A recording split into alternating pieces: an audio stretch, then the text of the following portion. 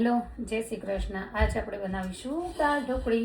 તો એના માટે મેં તુવેર દાળ બાફી લીધી છે અને બધે તો કેમ કરતા ખબર નહીં, પણ હું તો અડધો ચણાનો લોટ ને અડધો રોટલીનો લોટ મિક્સ કર્યો અને ચાલો એમાં શું શું નાખું બતાવું। જો આમાં નાખ્યું છે મેં હળદર, લાલ મરચું, ધાણા જીરું અને મીઠું। જો આટલું નાખ્યું છે।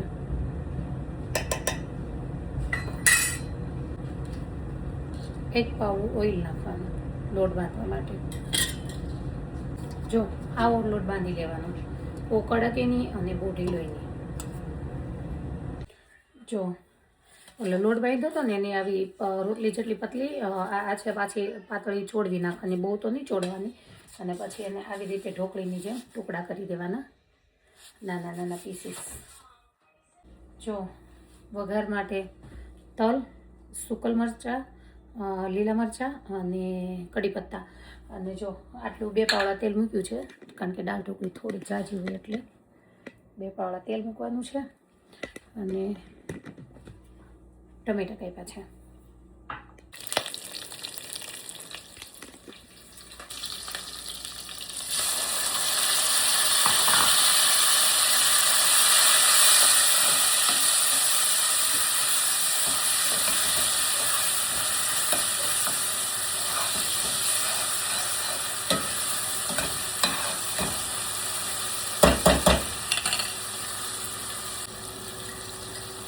નમક નાખીશું, પછી ક્યારેક શોર્ટ લાંબા થઈ જાય છે ને તો હર્ષને કટ કરવો પડે છે, એટલે તમે સંભાળી લેજો।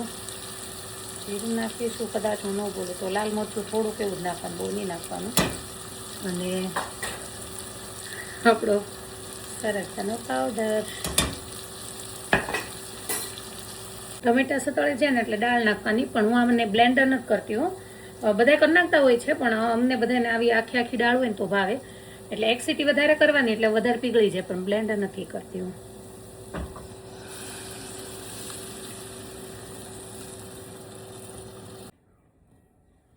ગોળ નાખીશું અને બધી ઢોકળી અને લીંબુ આટલું નાખી દઈએ આપણે, અને પછી એને ધીમા ગેસે ચડવા દઈએ।